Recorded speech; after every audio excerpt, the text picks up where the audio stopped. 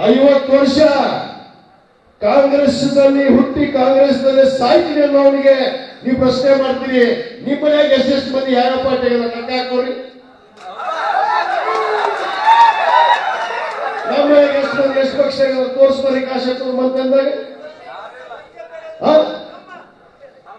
ನಮಗೆ ಹೇಳಕ್ ಬರ್ತೀರಿ? ತಾಕತ್ತಿನ ಪ್ರಶ್ನೆ ಮಾತಾಡ್ತೀರಿ. ವಿದ್ಯಾವಂತಿಕೆ ಬಗ್ಗೆ ಮಾತಾಡಕ್ ಬಂದಾರ ಇವರು ಇವತ್ತು ಯಾರು? ವಿದ್ಯಾವಂತಿಕೆ ಬಗ್ಗೆ ಮಾತಾಡ್ತೀರಿ. ಡಿಗ್ರಿ ಮುಗಿಸಲು ನನ್ನ ಹೆಂಡತಿ ಶಾಲೆಯ ವಿದ್ಯಾವಂತ ಇಲ್ಲೇನು ದೊಡ್ಡ ಮಕ್ಕಳು ಸೇರಿಸ್ಕೊಂಡು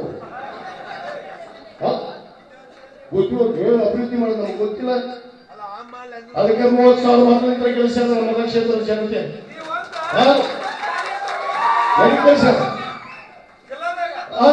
ಸುಮ್ಮನೆ ಕೆಲಸ ಏನೇನು ವಿದ್ಯಾವಂತಿಕೆ ಬಗ್ಗೆ ಮಾತಾಡೋದು, ತಾಕತ್ತು ಬಗ್ಗೆ ಮಾತಾಡೋದು, ಯಾರ್ಯಾರಿಗೂ ಧಮಕಿ ಹಾಕೋದು. ಈಗಾಗಲೇ ಸಾಕಷ್ಟು ಕರೆಗಳನ್ನು ಮಾಡಿ ಧಮಕಿ ಹಾಕಿದ್ರೆ ನಮ್ಮ ಕಾರ್ಯಕರ್ತರಿಗೆ ಈ ಸಭೆಗೆ ಹೋಗ್ಬಾರ್ದು ಹೇಳ್ತೀವಿ. ನಮ್ಮ ಸಮುದಾಯದವರಿಗೆ ಧಮಕಿ ಹಾಕ್ತಾರೆ, ನಮ್ಮ ಸಮುದಾಯದ ಗುರುಗಳಿಗೆ ಧಮಕಿ ಹಾಕ್ತಾರೆ. ತುಮಾರ ಧಮಕಿ ನೈ ಚಲಾಗ ಬಾಗಲಕೋಟ್ ಗೇ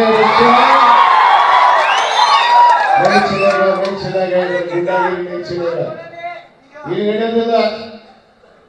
ಇದು ಬಾಗಲಕೋಟ್ ಜಿಲ್ಲೆ. ನಮ್ಮ ನಾಯಕರ ಮೇಲೆ ಸುಮ್ಮನೆ ಈಗ ಹೇಳಿದ್ರು, MLA ಮೇಲೆ ಸುಮ್ಮನೆ ಎತ್ತು ಕಟ್ಟೋದು, MLA ನಮ್ಮನ್ನ ದೂರ ಮಾಡೋದು. ನಾವು ಯಾರು ನಮ್ಮ ಕೆಳಗೆ ಹಾಕಿದ್ರು ಕೂಡ ನಾವು ದೂರ ಆಗೋದಿಲ್ಲ.